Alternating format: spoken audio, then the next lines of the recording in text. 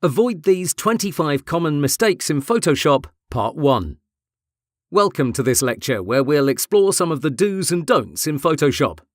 Some of these are straight-out mistakes, while others are personal preferences based on my many years of working in Photoshop.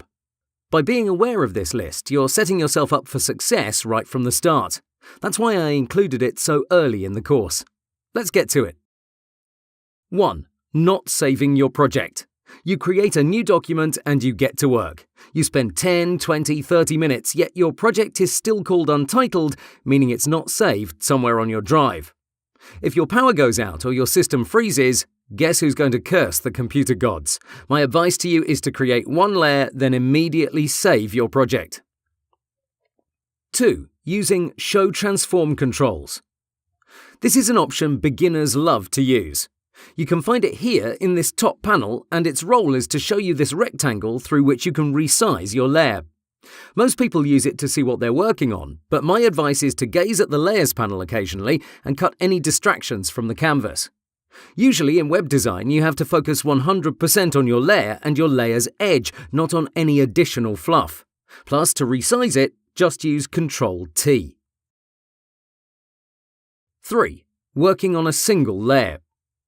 This happens mostly to people who like to draw. If you're using one or only a few layers in Photoshop, you're not taking full advantage of the program. It also makes your mistakes much more expensive, since they will most likely affect your entire composition.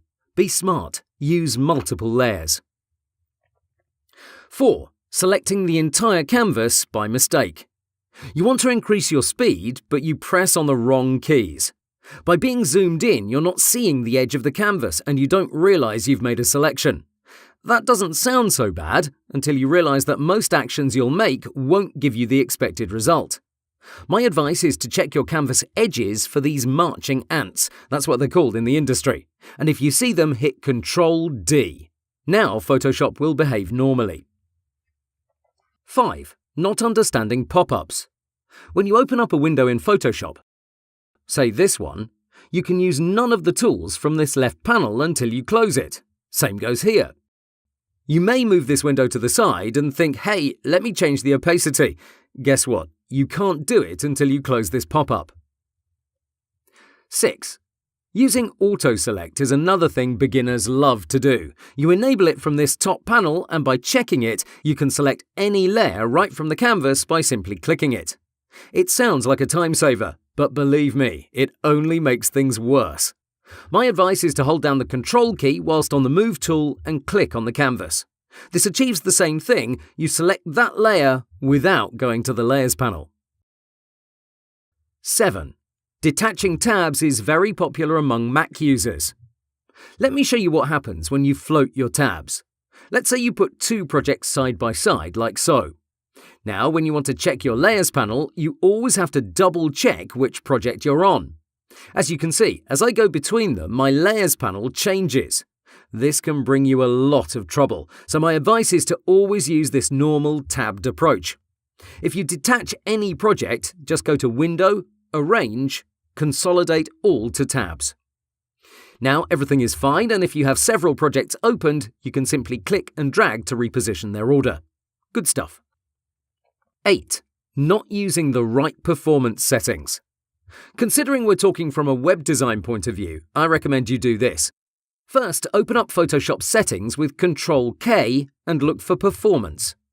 You can go to Edit, Preferences, Performance. From here, I recommend you do the following.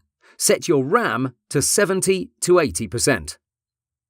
Regarding history and cache, our ideal settings are tall and thin due to our high number of layers in web design projects. In CC 2015.5, this has been renamed to Web and UI. 20 to 30 history states are enough because it's unlikely we'll need more. If you want to increase that number, it may require more juice from your computer. 9. Not understanding scratch disks. Briefly, when Photoshop runs out of RAM, it then uses free space on your drive to hold information temporarily. That drive is called a scratch disk. This affects Photoshop's performance quite a lot, so here's my advice. If possible, use an SSD for your primary scratch disk instead of a hard drive. To set that up, just go to Preferences with Ctrl-K and select Scratch Disks. From here, you can check which drives may be used as scratch disks, and you can change their order by selecting them and using these two arrows here. Besides getting more RAM, this is probably one of the best things you can do. If you have no solid-state drive, SSD, it's best to use a partition with enough free space on it. I'd say at least 20 to 30 gigabytes, but also one that doesn't have your operating system installed on it. Going back to SSDs, they are much, much faster than normal hard drives, so if you have one and you're using it to boot up your operating system, that should be fine. One thing to know is that SSD performance goes down the fuller it is. So if you only have 10 to 20 gigabytes of free space on your SSD, that will slow down your computer a lot. 10. Using weird characters in your project names is another mistake many people make. It's not always a tragedy, but it may cost you your file. So when you want to save your PSD, you'll go to File, Save As. In this new window, your file type should be .psd. Now, regarding your file name, it's best you not use some of these symbols. That's bad practice and you're looking for trouble. Even full stops or periods aren't a great idea, as this might change your file's extension. 11. Using inappropriate units of measurement. I've already mentioned this, but it seems to be an epidemic, especially when it comes to your fonts. Because we're on the web, use pixels. That's the standard unit of measurement. Some people use points, but those are best used for printing. My advice, stick with pixels everywhere. 12. Moving layers with arrow keys. Say we want to move this object more to the right. We get our Move tool, and then what? Well, normal designers simply drag the layer to where they want to move it to. Quirky people do this. They hold down the right arrow key and they move it pixel by pixel. By pixel by pixel. Sound fun? Not really. Some may add shift into the mix and that moves the layer in increments of 10 pixels, but even that's tedious. My advice? Just drag it into place. Okay, that's it for this lecture. Let's continue the list in the next video. If you have questions, just let me know in the comments area. If you don't agree with some of these, that's perfectly fine. Photoshop gives you lots of ways of achieving the same result. How you want to get there is your choice. Okay, let's continue.